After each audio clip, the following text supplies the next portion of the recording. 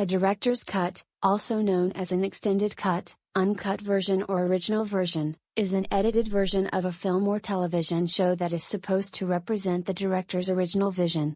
Cut explicitly refers to the process of film editing. The director's cut is preceded by the rough edit and followed by the final cut meant for the public film release. Several director's cuts have garnered positive reviews as opposed to their theatrical cuts that were ruined by test screen audiences that had important content edited and/or removed, or vice versa. Director's cuts of films are not generally released to the public. With most film studios, the director does not have a final cut privilege. The studio, whose investment is at risk, can insist on changes that they think will make the film profit more at the box office. This sometimes means a happier ending or less ambiguity, or excluding scenes that would earn a more audience-restricting rating, but more often means that the film is simply shortened to provide more screenings per day.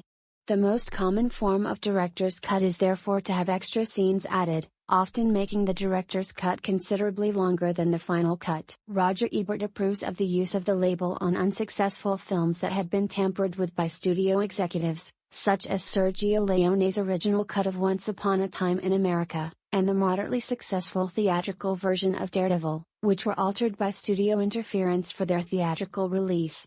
However, Ebert considers adding such material to a successful film a waste. No good qualities have been given, but notable examples of director's cuts will be given out instead. The first one was the film's 1. In the remake of the 1986 horror comedy musical film Little Shop of Horrors, it shows the original ending where the main antagonist Audrey 2 eats both of the main protagonists, Seymour and Audrey, and subsequently conquering the world by destroying and eating all that remains of human civilization. The theatrical version instead ends with Seymour destroying the plant.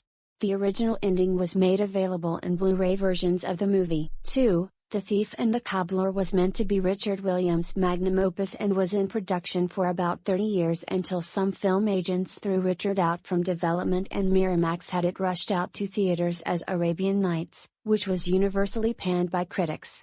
However, Richard's fans have since found the original work print and have created a restored version closer to his original vision known as the recobbled cut. 3. Superman 2's original director Richard Donner was fired and replaced by Richard Lester, who reshot most of the film. The original theatrical cut is about 35% Donner footage and 65% Lester footage.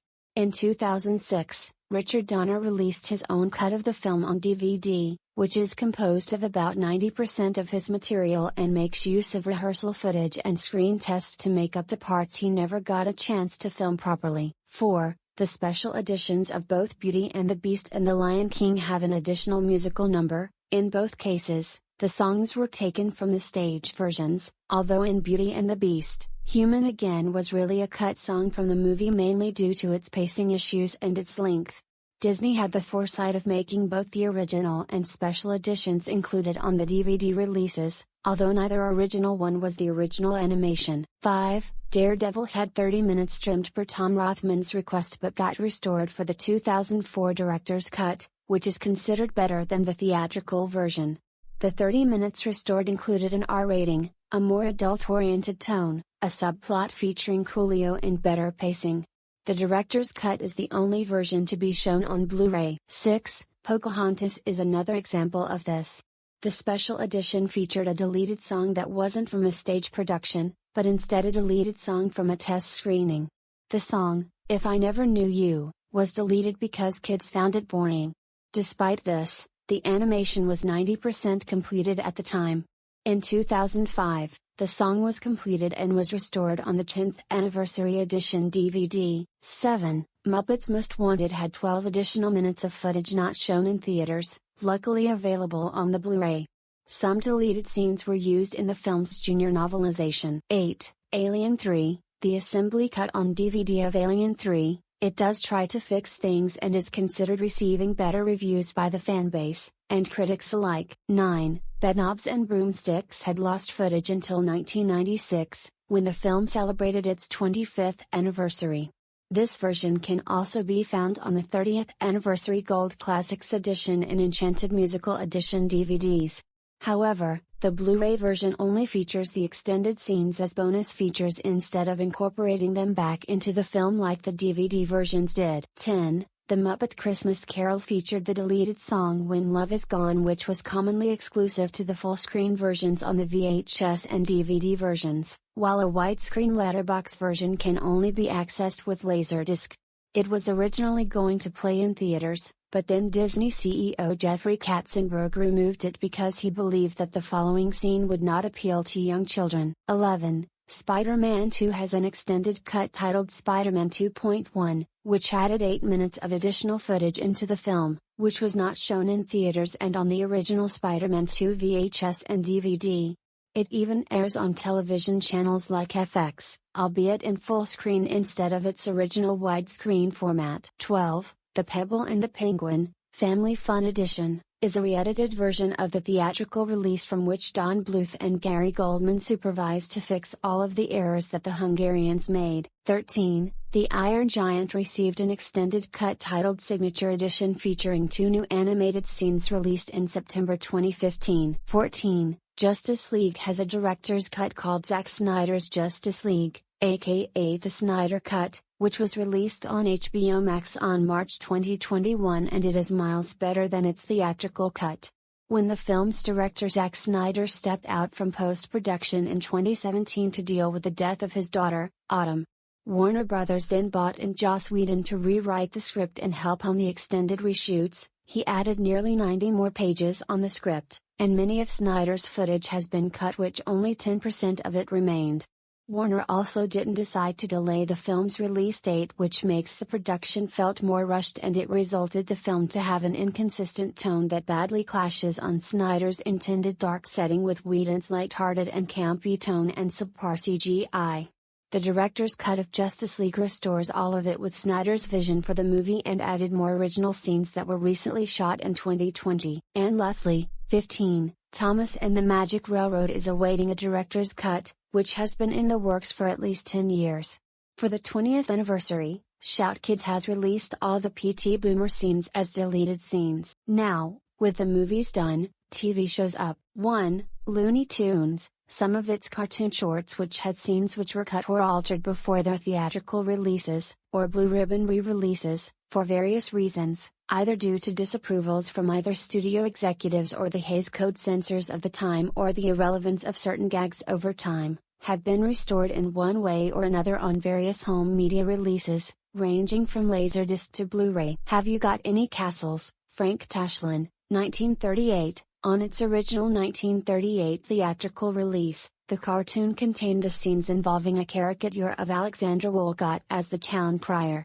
Due to Alexander Woollcott requesting that his scenes involving his caricature is cut from this cartoon when he dies out of respect of the late actor, all scenes involving the Alexander Woollcott caricature as the town crier have been cut from the cartoon's Blue Ribbon re-release. Though its original titles are still not found, when this cartoon has been released fully restored and remastered on Looney Tunes Golden Collection Volume 2 DVD release, all the scenes involving the Alexander Woollcott caricature as the town crier have been restored, making the cartoon very close to how director Frank Tashlin himself originally intended, save for the altered Blue Ribbon title sequences. Harum Scarum, Ben Hardaway and Cal Dalton, 1939. This cartoon notably had a lost ending which was cut prior to its original theatrical release in 1939, in the cartoon's theatrical cut, which has been seen for many years on television and, unrestored, on early home media releases such as the Golden Age of Looney Tunes Volume 2 Laserdisc set from MGM/UA Home Video. The cartoon ended rather abruptly after the hunter gets surrounded by Happy Rabbit, Bugs Bunny prototype, and his entire family after the hunter attempts to pick a fight with the rabbit and his whole family. But in the actual ending it doesn't stop there. Instead, the scene continues with the rabbits violently beating up the hunter, as well as Happy Rabbit destroying his hunting rifle. Happy Rabbit then dumps the hunter's broken rifle right at where the hunter is, sternly tells the hunter off, "You ought to get that fixed. Somebody's liable to get hurt," before going crazy and hyperactively bouncing away on its head while laughing, a la Daffy Duck. The hunter goes insane, and proceeds to do the same thing, thus ending the cartoon. Prior to 2011, There were many false rumors of the abrupt ending that occurs after the hunter threatens to beat up the rabbit and his entire family and finds himself confronted by everyone in the rabbit's family, which is the version seen on television and most home media. Two endings of this cartoon were said to exist. One ending featured the rabbits beating up the hunter as the cartoon closed out, and another, featuring the same ending, only with a rather darkly hilarious punchline of the hunter's and his dog's head being the only thing left from the fight and rolling off into the sunset. Once this real lost ending is found, Gerstein theorizes that the ending was cut before release due to its similarity to the ending of the Looney Tunes cartoon, Daffy Duck and Egghead, 1938, which was directed by Tex Avery the previous year. This cartoon was then eventually fully restored and remastered with its lost ending reinstated on Looney Tunes Platinum Collection Volume 2 Blu-ray/DVD release, hence restoring this cartoon to just like how directors Ben Hardaway and Cal Dalton themselves had originally intended. A Wild Hare, Tex Avery, 1940. When this cartoon was originally released in theaters in 1940, during Bugs Bunny's game of Guess Who with Elmer Fudd, Elmer's second guess was Carole Lombard.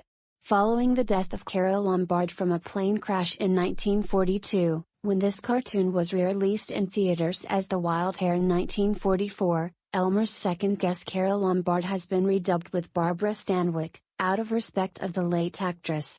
This Barbara Stanwyck Blue Ribbon version is the one that has been commonly seen on television and home video releases for years, including the compilation documentary film Bugs Bunny Superstar and the cartoon's 1995 Turner dubbed version remaster commonly shown on the Turner-owned cable networks such as Cartoon Network and Boomerang, though the original 1940 version of the cartoon, complete with its original titles and the original Carole Lombard line, just like how director Tex Avery himself originally intended, has been released on the Golden Age of Looney Tunes Volume 4 Laserdisc and fully restored and remastered on later home media releases such as Warner Bros. Home Entertainment Academy Awards Animation Collection DVD release, the Essential Bugs Bunny DVD release, Looney Tunes Platinum Collection, Volume 2 Blu-ray/DVD release and Bugs Bunny 80th Anniversary Collection Blu-ray/DVD release. The Crackpot Quail, Tex Avery,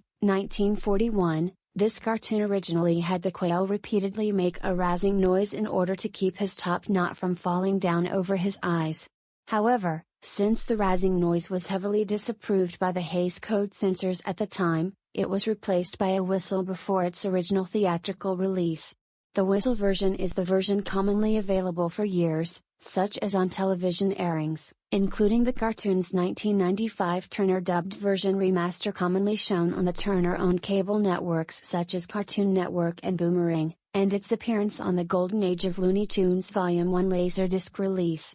Even though the cartoon was restored by HBO Max using its whistle soundtrack as seen on its original theatrical release, Warner's Motion Picture Imaging, MPI, rescanned and remastered the audio with its original razzing sound, which was released on Tex Avery Screwball Classics Volume 3 Blu-ray/DVD release as a special feature, although the actual restoration still uses the visuals from HBO Max, hence restoring this cartoon to just like how director Tex Avery himself had originally intended. Hair Ribbon, Bob Clampett, 1944. Originally, director Bob Clampett intended for the ending of the cartoon where after the Russian dog, distraught over Bugs Bunny's death, wishes he was dead too, Bugs obliges by pulling out a gun and shooting the dog through the mouth. Due to the brutally violent nature of that scene, the Hays Code censors of the time heavily objected that scene, and therefore forcing Clampett himself to change the ending for its theatrical version so that Bugs actually gives the dog a gun to shoot himself instead of actually shooting the dog himself with the gun. In addition to the ending change, the theatrical version also had other alterations, such as adding in a short scene where Bugs looks at the camera and winks to the audience as he lifts up part of the sandwich and curls up to just beyond the dog's reach in between the scenes of Bugs using a triangle and saying "come and get it" to the dog relating to the rabbit sandwich and the dog about to bite down on the sandwich. In order to assure audiences that Bugs was never in any real danger of being eaten alive, since in Clampett's original intention said scene in question is left ambiguous, as well as shortening the scenes where the Russian dog sniffing for Bugs at the beginning and both the dog and mermaid Bugs playing tag underwater. This cartoon's theatrical version is the one that has been commonly seen on television and home video releases for years, including the cartoon's 1995 Turner dubbed version remaster commonly shown on the Turner-owned cable networks such as Cartoon Network and Boomerang, though the scene from the ending where Bugs gives the dog the gun to shoot himself is often cut from television airings in the United States due to gun violence. However, this alternate director's cut version of this cartoon, just like how director Bob Clampett had intended, is finally discovered by both historian Jerry Beck and film collector Phil Johnson in the early 1990s, and therefore has been released as a bonus feature on the Golden Age of Looney Tunes Volume 5 Laserdisc release in 1997. 10 years later, both the theatrical and director's cut versions of this cartoon have been made available on Looney Tunes Golden Collection Volume 5 DVD release, and then on Bugs Bunny 80th Anniversary Collection Blu-ray/DVD release 13 years later. With the director's cut version as a bonus feature on both home video releases. But there's a catch though. While the cartoon's theatrical version is fully restored and remastered both home media releases, the director's cut version released as a bonus feature on the same home media releases however is still unrestored, and in the case Bugs Bunny 80th Anniversary Collection Blu-ray/DVD release, still presented in standard definition instead of high definition like its theatrical version. Hence, you can tell the difference between both the theatrical and director's cut version of this cartoon on both home media releases by the massive difference in their color correction. And lastly, 2. Rurouni Kenshin, aka Samurai X, the Rurouni Kenshin, aka Samurai X, anime's OVA television special Rurouni Kenshin, Reflection, aka Samurai X, Reflection, is an example of this.